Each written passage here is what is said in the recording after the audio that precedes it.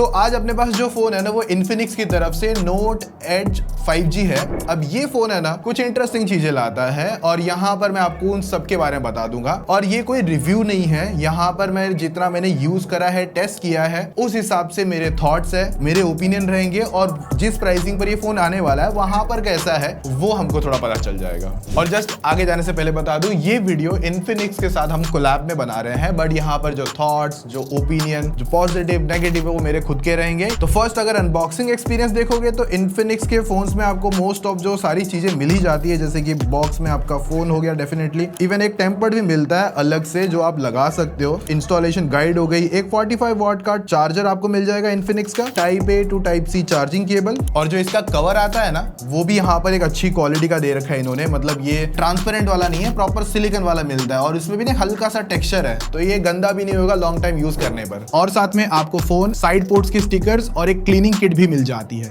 और अगर इस फोन के इन हैंड फीलिंग को लेकर बताऊं ना तो भाई काफी अच्छे नोट्स निकालता है, क्योंकि इस तरफ अगर आप देखोगे ना इस पर एक है ना फैब्रिक फिनिश है जो बहुत अच्छा हाथ में फील निकाल के देती है। थोड़ा सा मैं कहूंगा कर्व डिस्प्ले के साथ में मिलता है और भाई काफी ज्यादा पतला फोन है ये, मतलब हाथ में लेने पर पता भी नहीं चल रहा है कि इतना पतला फोन ही निकल कर आता है। और बाकी यहाँ पर आपको volume plus minus, lock button और एक AI के लिए बटन है जो आपको आगे बताता हूँ, IR blaster, speaker, sound bye JBL, नीचे की तरफ आपका सिम ट्रे और टाइप C 2.0 निकल कर आता है। बाकी ये जो फोन आपको 3 कलर ऑप्शन में मिल जाता है, मेरे पास है ना वो सिल्क ग्रीन कलर है, फैब्रिक वाला बेसिकली। तो इसकी इन हैंड फीलिंग तो भाई सच कहूंगा बहुत ज्यादा अच्छी है, पतली है, इन हैंड फीलिंग में एकदम कंफर्टेबल बैठता है और हाथ में जब फोन को फील करोगे ना तो वहां पर भी एक अच्छा नोट निकाल के देता है। बाकी इसमें ना सिग्नेचर कैमरा मॉड्यूल आता है विद एक्टिव हॉलो लाइट, जहां पर आपको थोड़ा सा RGB लाइट का इफेक्ट मिलता है। ऑल्सो यहाँ पर जब आप कॉल करोगे, म्यूजिक होगा, नोटिफिकेशन होगा और चार्जिंग होगा ना तब ये लाइट वर्क करती हुई दिखेगी। और यहाँ पर आपको वन टैप AI बटन मिलता है जहां पर आपको इसमें ओन शॉर्टकट कीज मिल जाती है, डीप कस्टमाइजेशन मिलता है। ऑल्सो यहाँ पर आप 30 तरीके की एप्लीकेशन को चूज करके असाइन भी कर सकते हो। और ये फोन है ना भाई मतलब जैसे कि 7.2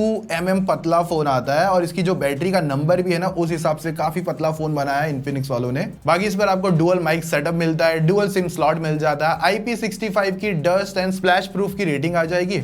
और ये फोन सपोर्ट करता है वेट टच को, मतलब थोड़े हाथ गीले वगैरह रहेंगे तो वहां पर ये अच्छी तरीके से स्क्रीन पर वर्क कर जाएगा। NFC का भी सपोर्ट है इस पे। जो डिस्प्ले पे अगर आप देखोगे ना तो जो बेजल्स है ना भाई वो ना के बराबर मिल जाते हैं। और ये डिस्प्ले आपको मिलती है 6.78 इंचेस की 3D कर्व डिस्प्ले, 1.5 के एमोलेड डिस्प्ले, 120 हर्ट्ज की रिफ्रेश रेट है, स्मूथ है, पीक ब्राइटनेस 4500 निट्स का आता है, इंडोर में भी तो भाई कोई तकलीफ नहीं है। और इन्फिनिक्स की तरफ से इस पर 10 बिट का पैनल भी मिल जाता है जो कि महंगे फोन्स में भी नहीं मिलता। और TUV ब्लू लाइट सर्टिफिकेशन भी आती है जो कि आंखों के लिए काफी ज्यादा अच्छा है। और जो डिस्प्ले पे प्रोटेक्शन है वो गोरिल्ला ग्लास 7i का प्रोटेक्शन आता है जो कि इस प्राइसिंग पर भी अच्छा माना जाएगा। बाकी ये डिस्प्ले ना 60 हर्ट्ज, 90 हर्ट्ज और 120 हर्ट्ज के बीच में शिफ्ट करेगा। और जहां पर कुछ एप्लीकेशन अगर आप देखोगे YouTube पर स्मार्ट में अगर आप रखोगे तो वहां पर ये 90 हर्ट्ज पे चलेगा, वैसे सेम क्रोम पे, प्ले स्टोर पर, गूगल पर। और जब आप इसे हाई पर पुश कर दोगे तो वहां पर ये 120 हर्ट्ज। बाकी इस पर नेटफ्लिक्स पर HDR का सपोर्ट नहीं है, पर आपको YouTube पर आपको 60 FPS तक का कंटेंट HDR में देख सकते हो 2K के अंदर, 4K में नहीं चल पाएगा। डिस्प्ले के कलर्स पर आपको 2 कलर मोड मिलते हैं, एक तो ब्राइट कलर आता है, एक ओरिजिनल आता है। तो ब्राइट वाला रख के मैं यहाँ पर यूज कर रहा हूँ। हालांकि जो इसका स्पीकर आता है वो डुअल आता है जहां पर ये JBL ट्यून बाय मिलते हैं। अभी देखो 100 पे चल रहा है,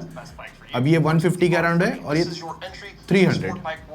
जो वॉल्यूम निकाल के देता है ना वो 300 पे जब जाता है तो वहां पर ब्राइट हो जाता है, मतलब लाउडनेस ज्यादा हो जाती है। बट अगर ओवरऑल मल्टीमीडिया का कंबाइन करोगे ना डिस्प्ले और स्पीकर के साथ तो वो अच्छा एक्सपीरियंस बनाता है। जो भी आप कंटेंट देखोगे किसी भी कंडीशन पर आपको एक्सपीरियंस अच्छा मिलने वाला है। और ना ही इस पर आपको ईयरफोन लगा सकते हो, 3.5 mm वाले टाइप C कन्वर्टर के थ्रू ऑफकोर्स चल जाएगा। और PWM डिमिंग है तो लो लाइट में भी एक्सपीरियंस अच्छा आ जाएगा। हाँ, लेकिन हाई रेस ऑडियो का सपोर्ट मिल जाता है। बाकी इस पर ईयरपीस की क्वालिटी भी अच्छी है, मतलब कॉल वगैरह करते हो तो स्पीकर पे जो यहाँ पे ईयरपीस अगर हम लगा के बात कर रहे हैं तो एक्सपीरियंस अच्छा आता है। और 2 माइक का सपोर्ट है तो सामने वाले को ऑडियो वगैरह भी आपकी अच्छी तरीके से जाती है। बाकी इस पर आपको इन्फिनिक्स का डायलर मिलता है तो जिस पर आप कॉल रिकॉर्डिंग वगैरह करना चाहो तो कर सकते हो। अब जो ये प्रोसेसर आता है ना, ये इंडियाज फर्स्ट कोई स्मार्टफोन होगा जिसके अंदर ये वाला प्रोसेसर है, MediaTek Dimensity 7100। अब ये Antutu पर कितना स्कोर करता है, अराउंड 7,80,000 प्लस का स्कोर ये निकाल देता है नए Antutu बेंचमार्क के एल्गोरिथम के हिसाब से। और वहां पर ये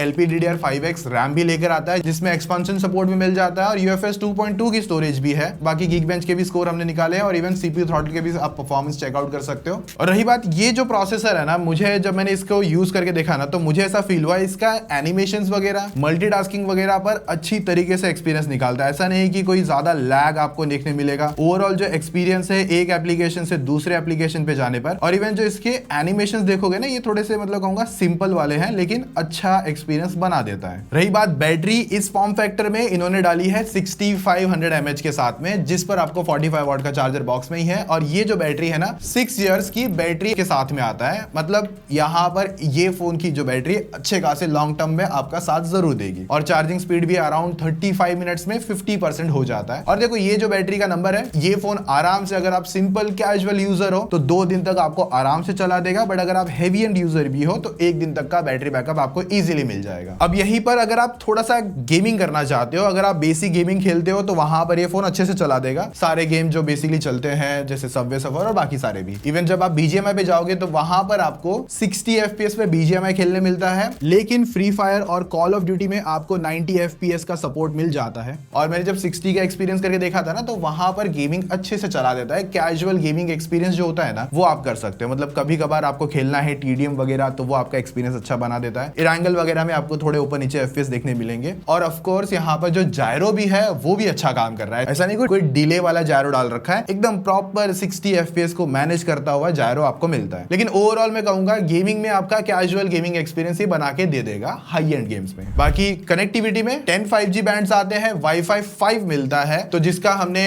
अपलोड एंड डाउनलोड स्पीड भी निकाल के देखा तो एक अच्छा एक नंबर निकाल लेता है। 5G पर भी हमने अपलोड एंड डाउनलोड करे थे, जियो के सिम के साथ में, एयरटेल के सिम के साथ में भी किया, तो एक एवरेज 40 Mbps का मतलब आपको डाउनलोड और अपलोड आपको 9 के आसपास मिल रहा था। 5G प्लस और इवन प्लस प्लस का भी सपोर्ट मिल जाता है, मतलब लो नेटवर्क्स पर भी कवरेज प्लस प्लस की आ जाती है। और 27 सेंसर्स है, लेकिन जितने भी नेसेसरी सेंसर्स है वो सारे मिल जाते हैं। इवन प्रॉक्सिमिटी सेंसर भी है, और जो फिंगरप्रिंट अनलॉक मिलता है नीचे की तरफ आप देखोगे तो वो भी ऑप्टिकल वाला है। ऑफ कोर्स इस प्राइसिंग पर वो सही तरीके से काम भी करता है। इसके अंदर आपको सॉफ्टवेयर में मिलता है Android 16 के साथ में XOS 16 जो Infinix का है। बाकी UI एक्सपीरियंस आपको all new Infinix XOS refined देखने मिलता है, जिस पर आपको न्यू ऑल्सो स्मूदर एनिमेशन मिल जाते हैं। बट कहीं कहीं मुझे थोड़े बहुत वो ऊपर नीचे लगे, मतलब वो थोड़े से और बेटर हो सकते हैं अपडेट्स के साथ में। बाकी आइकन और वॉलपेपर कस्टमाइजेशन, जिस पर आपको डेप्थ भी मिल जाती है। ऑल्सो यहाँ पर आपको आइकॉन ग्राफी मिलती है जो कि आप चेंज कर सकते हो। बाकी इसमें ब्लोटवेयर्स भी आते हैं, अगर आपको कुछ ऐसे हैं जो निकालने हैं तो वो निकाल भी सकते हो। हैप्टिक्स यहाँ पर आपको वो एक्स लाइनर वाली नहीं मिलती, नॉर्मल अपनी जो वाइब्रेशन वाली थी ना, घर घर वाली, वो मिल जाती है। बाकी ओवरऑल UI का एक्सपीरियंस XOS को अगर मैं सिंपल में बता दूं ना, अच्छा है। ये मेरे हिसाब से पहले से बहुत ज्यादा बेटर काम कर रहा है, बहुत ज्यादा मॉडर्नाइज भी लग रहा है। बाकी देखोगे ना, डायनेमिक बार जैसा भी मिलता है, तो यहाँ पर मैंने एक क्लॉक चला के छोड़ दी है, तो जैसे कि यहाँ पर आप इसको चेक कर सकते हो, और चार्जिंग के टाइम पे भी आपको मिल जाएगा। बाकी यहाँ पर AI फीचर्स में इनका AI वॉइस असिस्टेंट आता है, AI स्टूडियो भी है। इवन यहाँ पर आपको पोर्ट्रेट मोड में मिल जाता है कैमरा के अंदर, और साथ में AI वॉलपेपर जनरेटर है, और AI नोट्स है, कुछ आपको क्विक नोट्स वगैरह करने हैं तो, और सर्कल टू सर्च मिल जाता है। रही बात कैमराज में, यहाँ पर आप देखोगे तो एक मेन कैमरा आता है 50 MP का, और डुअल LED फ्लैश आती है, और जो सेल्फी है वो आपको 13 मेगापिक्सल्स की मिलती है। और जितने हमने यहाँ पर कैमरास ट्राई करके देखे हैं फर्स्ट इंप्रेशन के हिसाब से, तो नॉर्मल फोटोज ये अच्छे निकाल लेता है, डे में अच्छा एक्सपीरियंस है। पोर्ट्रेट भी जब आप निकालोगे तो एज डिटेक्शंस वगैरह भी ठीक ठाक आ जाती है, मतलब आपका काम वहां पर अच्छा होता है। नेचुरल कलर टोन्स है, और इवन डार्क टोन्स वाले एरिया में भी काफी ठीक तरीके से काम करता हुआ दिखता है। वाइब्रेंस वगैरह भी अच्छी तरीके से मैनेज कर लेता है, और हार्श सनलाइट में थोड़ा और ये बेटर हो सकता है। और यहाँ पर अल्ट्रा वाइड तो नहीं आता, कुछ मैक्रो शॉट्स हमने ट्राई करके देखे हैं, और ऑल्सो नाइट में जो फोटोज है वो और ज्यादा बेटर हो सकती है। मोस्ट ऑफ अच्छा काम करती है, बट इसको थोड़ा सा और अपडेट के थ्रू पुश किया जाएगा तो और बेटर आ जाएगा। और सेल्फी भी मैं कहूंगा यहाँ पर ही अच्छा टोन लगा मुझे। और इस फोन में आपको मल्टीफोकल पोर्ट्रेट 24mm, 35mm और 50mm भी मिलता है, और साथ में लाइव फोटोज का भी ऑप्शन दिया गया है। और जब आप सेल्फी लोगे तो एक नॉर्मल मोड तो ले ही सकते हो, वहीं पर आपको थोड़ा सा क्लोजर चाहिए तो वो मिल जाएगा, और अगर आपको थोड़ा सा वाइड रहेगा वो भी कर सकते हो। और पोर्ट्रेट्स में आपको कुछ फिल्टर्स वगैरह भी मिल जाते हैं। ऑल्सो अगर स्किन AI ब्यूटी मिलती है, अगर आपको नहीं चाहिए तो आप उसको टर्न ऑफ भी कर सकते हो। और अगर आप सेल्फी की डिटेल देखोगे ना, जैसे पोर्ट्रेट निकाली थी मैंने,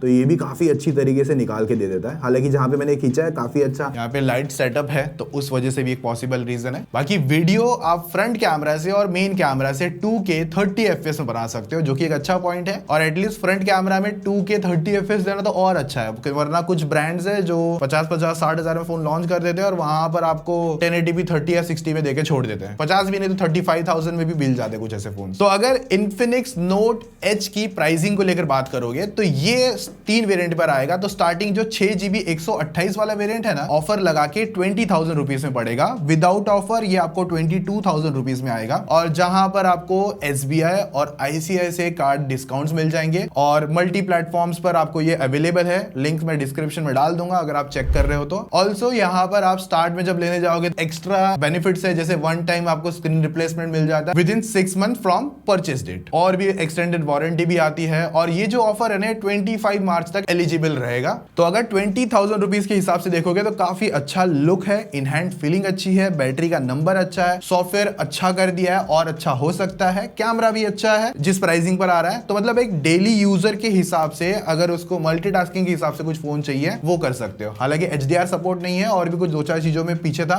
बट जिस हिसाब से भी मार्केट चल रहा है ना उस हिसाब से प्राइसिंग मुझे ठीक लग रही है। बाकी आपके थॉट्स कमेंट बता देना, और बाकी ये फोन आपको कैसा लगा है वो भी कमेंट बता देना। बाकी मिलते हैं नेक्स्ट वीडियो में, तब तक मजे मारो, टेक केयर, बाय।